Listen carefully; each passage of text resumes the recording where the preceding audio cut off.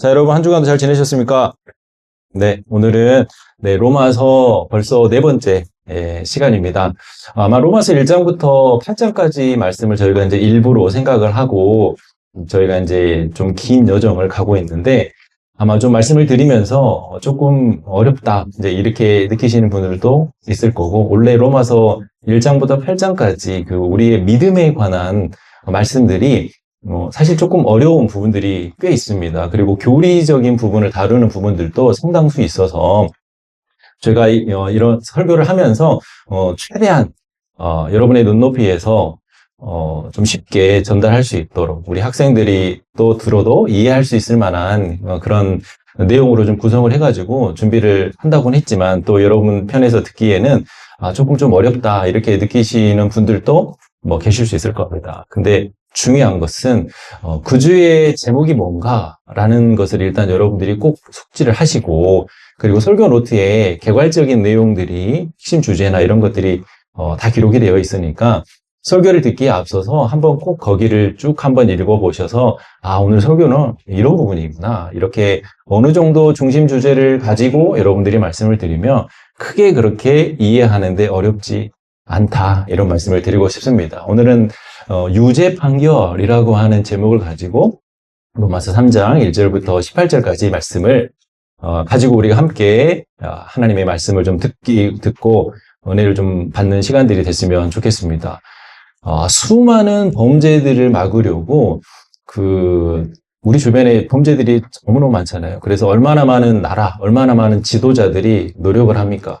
얼마나 많은 법이 강화되어서 촘촘한 그 법망 안에서 범죄 없는 사회를 만들기 위해서 국회의원들은 또 머리를 씁니까?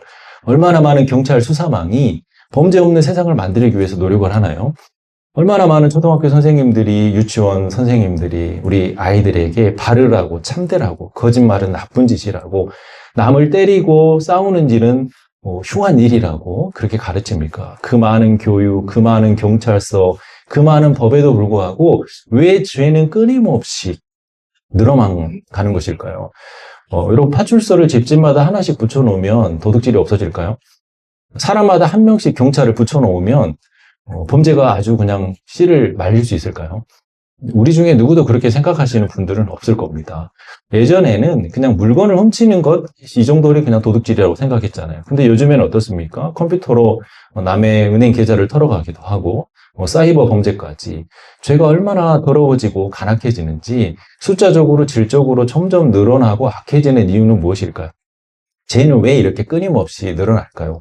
범죄 없는 세상은 참으로 만들기 힘든 그런 일일까요?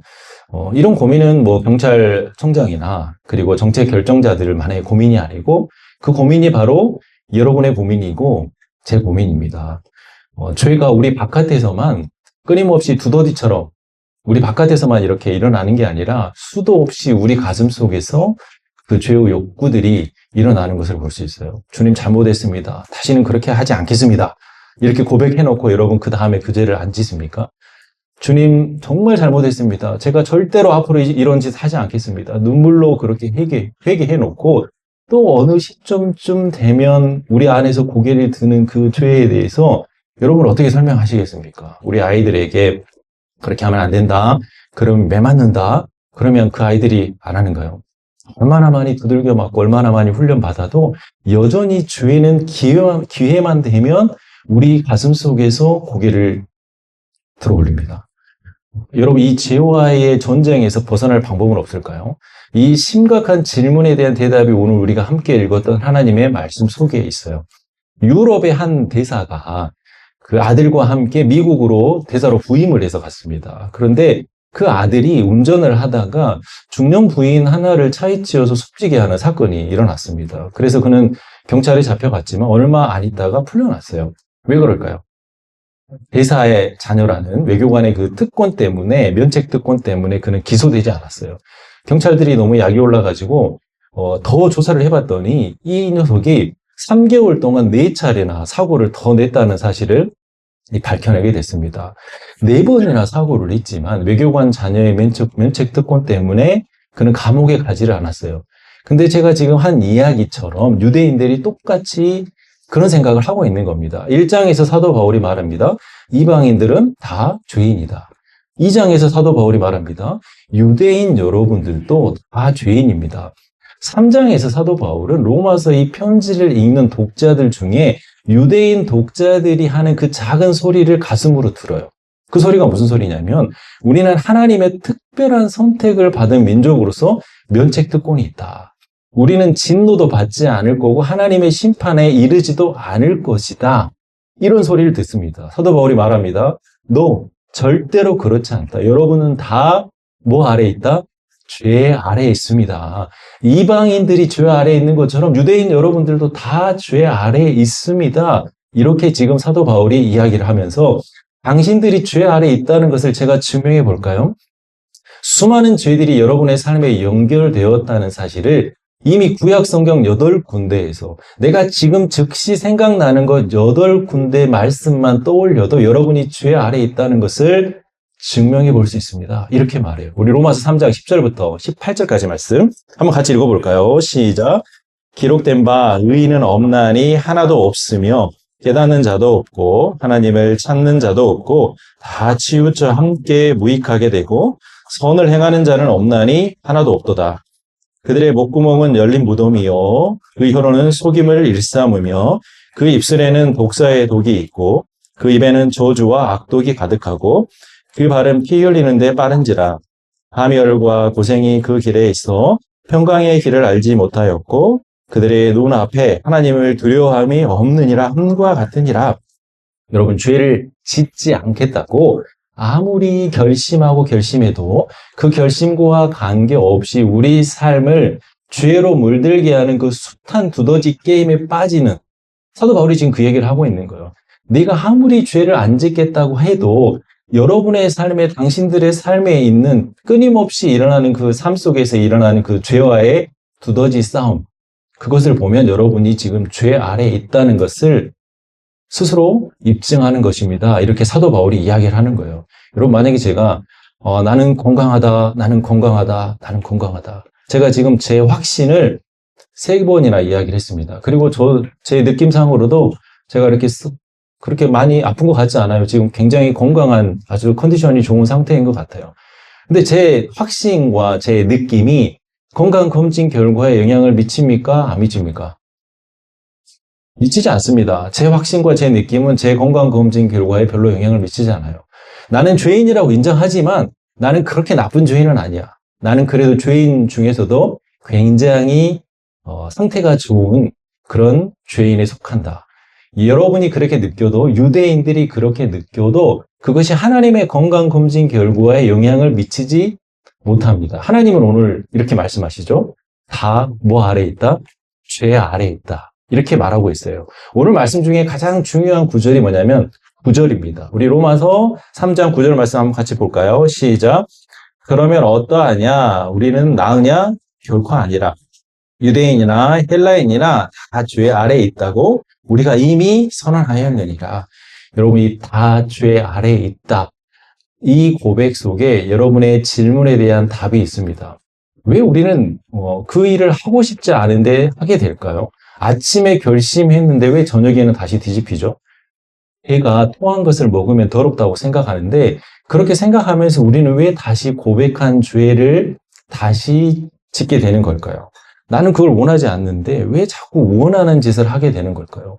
원하는 선은 그렇게 힘든데 왜 원하지 않는 악은 그렇게 쉽게 되는 걸까요? 우리 아이들에게 인사를 한번 가르치려면 수도 없이 고개를 찍어 눌러야 고개 숙이고 인사하는 법을 배우는데 과자를 발로 으깨는 것은 가르쳐 주지 않아도 배웁니다. 정직하게 말하는 법으로 훈련하려면 10번을 매맞아도 배우기 힘든 레슨인데 거짓말하는 것은 가르쳐 주지 않아도 얼마나 거짓말 잘합니까? 여러분 참 이상해요. 영어도요. 굉장히 고급 영어 배우는 것은 쉽지 않습니다. 그런데 영화 보다가 한 번만 딱 듣잖아요. 그러면 얼마나 귀에 착착 달라붙는지 몰라요. 영어 욕이건 중국 욕이건 욕은 왜 그렇게 소화가 잘 되는지, 왜 그렇게 우리가 욕이나 악이나 이런 것들은 우리 안에서 그렇게 잘 수용이 되고 소화가 잘 될까요? 그 대답이 뭐냐면 오늘 우리가 읽었던 다 죄 아래에 있다. 바로 그 말 속에 그 대답이 숨겨져 있습니다. 여러분, 여러분도 저도 그 다 속에 포함이 됩니까? 안 됩니까? 포함이 돼요. 여러분이나 저나 다 죄 아래에 있다고 오늘 하나님의 말씀은 우리에게 말하고 있습니다. 우리 이런 말 듣고 싶지 않죠. 죄인이라 그러면 우린 다 기분 나쁩니다. 우리 다 그런 마음이에요. 칭찬을 들어도 속이 풀릴까 말까 하는데 정죄를 받으면 우리 속이 뒤집어집니다. 그러면서 우리는 마음속으로 이렇게 생각해요. 만약에 선과 악의 저울이 있다면 나 뭐 100% 선하지는 않아. 근데 나는 악보다는 선 쪽이 조금 더 무거운 사람이지. 수미양과 다섯 등급으로 평가를 좀 해본다면 나는 그래도 평균 미, 최소 우는 된다. 내가 지금까지 살아오면서 한 번도 이놈 저놈 2년 전년 소리 안 듣고 살았는데 나보고 무슨 죄인이라니 그건 너무 심한 거 아니야? 내가 정말 법 없이도 살 수 있는 그런 사람인데 내가 죄인이라고? 내가 여전히 죄 아래에 있다고? 그건 너무 심하지 않나? 이런 생각 때문에 여러분 예수도 믿지 않는 거예요. 내가 예수를 믿어야 할 만큼 지독한 죄인이 아니기 때문에 내가 그래도 평균 점수 65점은 되기 때문에 하나님께서 그 35점 때문에 나를 지옥에 보내지는 않을 거다. 이런 생각이 우리 계산 속에 있기 때문에 우리가 예수를 믿어야 되겠다는 생각을 안 하는 거예요. 이미 예수님을 나의 구세주와 주님으로 믿는 사람들도 속으로 어떤 생각을 하냐면 내가 정말로 어쩔 수 없는 죄인이라는 사실을 인정하지 않기 때문에 얼마나 예수님을 시시하게 생각하는지 몰라요. 내가 살아가다가 정말 약 기운이 떨어졌을 때 하나님 앞에 기도하면 하나님이 내 소원을 들어주는 그런 신적 도우미 정도로 생각한다거나 아니면 내가 정말 암에나 걸리고 소망이 없고 절망적인 상황일 때에 내가 의지할 수 있는 스페어 타이어 정도로 생각하는 이유가 뭘까? 하나님을. 우리 주제를 모르기 때문에 그렇습니다. 내가 그렇게 나쁜 죄인은 아니지. 특별히 내가 지옥에 갈 정도는 아니질 않나? 우리 안에 이런 생각들이 다 있어요. 여러분, 근데 여러분의 확신과 관계없이, 여러분의 느낌과 관계없이 오늘 주님이 우리에게 뭐라고 말씀하십니까? 너희는 다 죄 아래에 있다. 오늘 주님께서 우리에게 그렇게 말씀하고 있어요. 여러분, 이 다 죄 아래에 있다. 이것은 무슨 판결입니까? 유죄 판결이에요. 오늘 설교 말씀 제목처럼. 여러분, 그래서 여러분이나 저나 하나님의 법정 앞에 서서 심판을 받게 된다면 무슨 판결을 받게 될까요? 유죄 판결을 받게 된다는 겁니다. 아직도 여러분 마음속에서 그건 너무 좀 심하지. 내가 얼마나 괜찮은 사람인데 나한테 유죄 판결이라니 그건 좀 심하지 않나?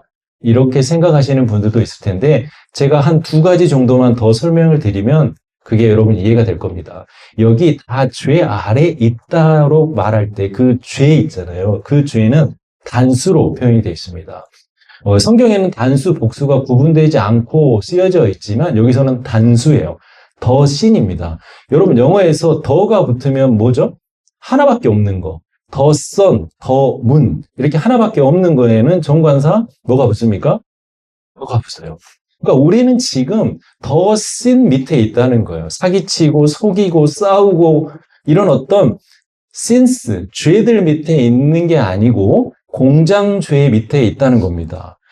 여러분 이 두 가지를 여러분께 좀 설명할 필요가 있을 것 같아요. 공장이 살아있는 한 제품이 나오는 것을 막을 수가 없어요. 공장이 계속 돌아가면 제품이 계속해서 나올 수밖에 없는 거죠. 그래서 제품죄가 있고 공장죄가 있다는 거예요. 여러분 속에 있는 그 작은 죄들은 어디에서 나온 겁니까? 공장죄에서 산출된 죄라는 겁니다. 그래서 여러분 지금 우리가 더 sin, 단수로 표현된 더 sin 밑에 있다라고 지금 사도 바울이 이야기를 하고 있는 거예요. 근데 여러분 더 sin 이것은 추상명사가 아닙니다. 이것은 힘, 실체, 그리고 권세를 말합니다. 우리 안에 권세가 하나씩 있어요. 우리를 주장질하는 아주 강력한 권세가 하나 있는데 그 권세의 이름이 뭐라고요? 그게 바로 죄라는 겁니다. 그러니까 우리 모두는 죄의 권세 아래, 죄의 소나기 아래, 죄의 노예로 붙잡혀 있었던 사람들입니다. 배드 뉴스죠. 근데 그거보다 더 나쁜 소식은 우리는 다 죄의 권세 아래 사로잡혀 있을 뿐만 아니라 우리는 누구도 그 죄의 소나기에서 스스로 벗어날 방법이 없다는 겁니다. 그런데 이 논쟁은 아주 집요한, 허례된 논쟁이에요. 5세기 초에 어거스틴이라고 하는 분이 사람들에게 이렇게 가르쳤습니다. 아담과 하와의 범죄 이후로 모든 인류는 하나님을 반역한 죄의 근성이 자자손손 유전자를 타고 내려왔기 때문에 우리 스스로 죄에서 벗어날 방법이 없다. 이렇게 인간의 무능함에 대해서 어거스틴이 가르쳤습니다. 그런데 펠라기우스라고 하는 사람이 아니야, 그렇지 않아. 아담과 하와의 범죄는 그 두 사람의 문제로 끝났고 그 뒤에 태어난 사람들에게 영향을 끼치지 못하기 때문에 모든 사람은 중립적인 자세, 즉 내가 죄를 선택하면 죄인이 되는 거고 의를 선택하면 의인이 되는 거야. 그러니까 인간은 전적인 무능함이 있다고 할 수 없다. 이렇게 말했어요. 근데 여러분, 우리는 펠라기우스가 말하는 것처럼 그렇게 믿지는 않습니다. 왜냐하면 우리는 이미 경험을 해서 알고 있거든요.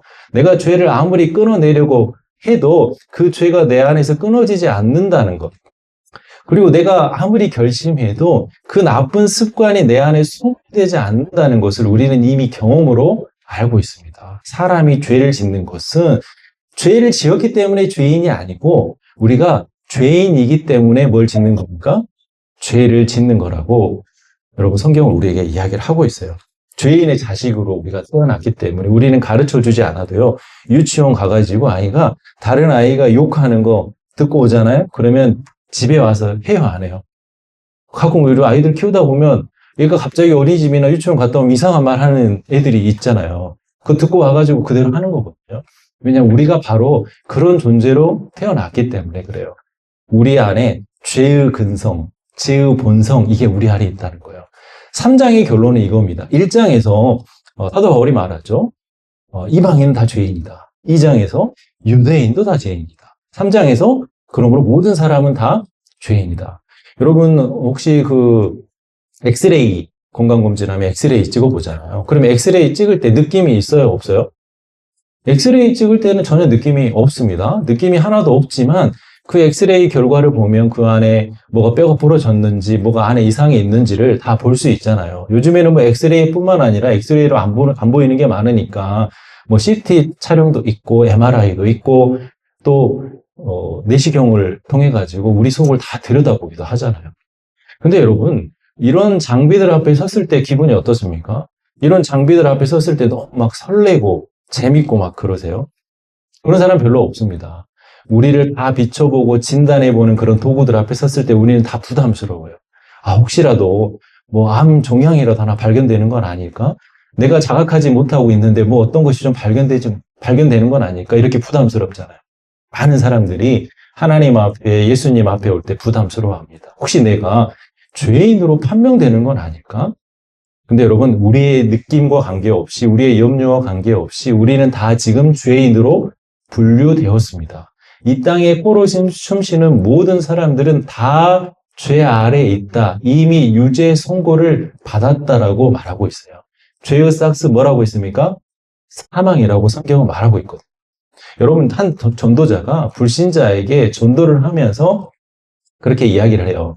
근데 이제 이 불신자가 전도자의 이야기를 막 듣다가 좀 화가 났는지 답답했는지 이렇게 물어보는 거예요. 아니, 그러니까 내 안에 죄가 있다는데 도대체 그 죄가 얼마나 된다는 건데요? 20kg예요? 200kg예요? 이렇게 물어봐요. 도대체 내 안에 죄가 있으면 내 마음과 양심의 무게를 느껴야 되는데 나는 20kg의 무게도 200kg의 무게도 느끼지 않는데 내가 왜 죄인입니까? 이렇게 말했다고 해요. 여러분, 죽은 사람 시체 위에다가 자동차를 올려놓으면 그게 무겁게 느껴지겠습니까? 안 느껴지겠습니까? 영적으로 죽은 사람은 죄의 무게를 전혀 느낄 수 없습니다. 왜냐하면 죄의 지배 아래 있기 때문에 그것이 정상인 것처럼 생각하면서 살아갈 수밖에 없는 것입니다.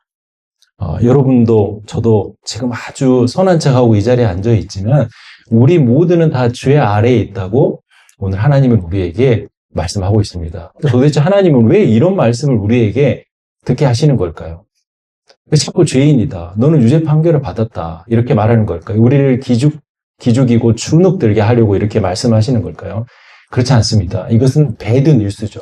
하지만 우리에게 전할 굿뉴스가 있기 때문에 하나님께서는 우리에게 이런 말씀을 하시는 겁니다. 하나님께서 여러분과 저의 상태를 섬찟할 만큼 너는 죄인이야, 너는 확실히 유죄 판결을 받았어. 이렇게 선언하신 이유는 우리를 정죄함으로 우리를 꼼짝 못하게 해서 하나님 앞에 노예처럼 이리저리 끌고 다니게 하기 위해서 그렇게 하신 것이 아니라 그 죄에서 벗어날 길에 우리를 들어서게 하기 위해서 말씀하신 거예요. 배드 뉴스는 굿 뉴스를 위한 디딤돌입니다. 다음 주에 오시면 제가 다음 본문에서 그 죄의 소나기에서 하나님께서 우리를 벗어나게 하기 위해서 어떤 일을 하셨는지를 여러분들에게 말씀을 드리겠지만 미리 말씀드리자면 그게 바로 누구십니까? 그 죄의 소나기에서 우리를 건져내실 예수님의 방법이 누구셔요? 예수님입니다. 예수님이 십자가에서 죄의 대가를 다 지불하신 거예요. 그리고 우리를 노예 상태에서 매매하신 겁니다. 그것을 어려운 신학적인 용어로 말하면 구속이라고 하는 표현을 말하는 거예요. 전당포에 맡겨놨던 시계를 돈을 가지고 가서 갚고 다시 되찾아오는 것처럼 예수님께서 십자가의 보혈로 우리의 죄를 대신 사셨다. 우리를 대신 구속하셨다라고 이야기를 하고 있어요. 그 기쁜 소식. 살아계신 예수 그리스도께 우리를 인도하시기 위해서 로마서 3장 초반부에 그 배드 뉴스를 듣게 하신 겁니다. 내가 전적으로 부패했고 내 능력으로는 살아갈 수 없는 아주 무능한 죄인이라는 사실을 의식하는 사람만 죄에서 건져주실 예수님에 대한 필요를 느끼기 때문입니다. 여러분 이제 건강검진 결과를 들으셨어요. 이제 여러분 앞으로 어떻게 하시겠습니까? 의사 선생님 말처럼 수술을 하시겠습니까? 운동을 하시겠습니까? 술과 담배를 끊고 건강한 삶을 살기로 결단하시겠습니까? 그것은 여러분의 선택이지만 그 선택의 결과 낫든지 회복되든지 그것은 여러분이 선택한 반응에 달려 있어요. 우리는 전적으로 부패했고 내 능력으로는 살아갈 수 없는 전적으로 무능한 죄인의 상태에 있었습니다. 그런 우리를 예수님께서 건져주시기 위해서 이 땅에 오셨고 십자가에 못 박혀 죽으시고 다시 살아나신 것입니다. 아직도 예수님을 나의 구세주와 주님으로 믿지 않는 분들, 내 힘으로 내 삶을 고쳐볼 수 있다고 확신하시는 분들, 아직도 두더지 게임을 계속하고 계시는 분들, 여러분 불행하게도 여러분 두더지 게임 해보셨어요? 두더지가 여러분이 망치 맞고 죽습니까? 안 죽습니까? 두더지는 절대 죽지 않습니다. 절대로 여러분 스스로 그 죄의 노예에서 해방될 방법이 있어요? 없어요? 없습니다. 오직 한 길은 예수님, 당신이 나를 위해 죽은 것을 믿습니다. 당신이 건져주시지 않으면 저는 죄의 노예에서 해방될 방법이 없습니다. 여러분 이렇게 고백할 때 여러분은 비로소 그 죄에서 비로소 건져낼 수 있고 해방될 수 있다는 사실을 오늘 말씀을 통해서 여러분 꼭 기억하셨으면 좋겠습니다. 오직 예수 그리스도로 말미암아 우리가 구원받을 수 있고 죄의 속박에서 해방될 수 있다는 사실을 꼭 기억하면서 살아가신 여러분 되시길 축복합니다. 여러분 이미 예수님을 영접하신 분들이 대부분이시겠지만 이미 예수님을 나의 구세주와 주님으로 영접하신 분들은 오늘 말씀에 나온 두더지 게임 하지 말고 코끼리 게임을 끝내셔야 합니다. 여러분 태국에 가면 코끼리 농장들이 굉장히 많이 있어요. 그 거대한 코끼리들이 아주 조그마한 쇠사슬에 발목이 묶여서 그 몇 평 안 되는 그 좁은 공간에서 이리저리 이렇게 갇혀 있거든요. 제가 신혼여행 가가지고 참 그 코끼리들을 보면서 참 불쌍하다는 생각을 했는데 얼마나 많은 성도들이 이런 식으로 자신을 훈련했는지 몰라요. 그 거대한 코끼리가 발길질 한 번만 하면 그 말뚝이 다 뽑혀져 나갈 텐데 왜 코끼리는 그 좁은 공간 안에 갇혀 있는 걸까요? 어렸을 때부터 새끼인 시절부터 그 발목에 작은 쇠사슬을 메어놓고 키웠기 때문에 그 쇠사슬을 풀어놔도 코끼리는 절대로 거기를 벗어날 수가 있어요? 없어요? 없습니다. 왜냐하면 거기를 벗어나는 순간 주인이 자기를 끌어당길 거라는 이미 학습된 확신이 그 안에 있기 때문입니다.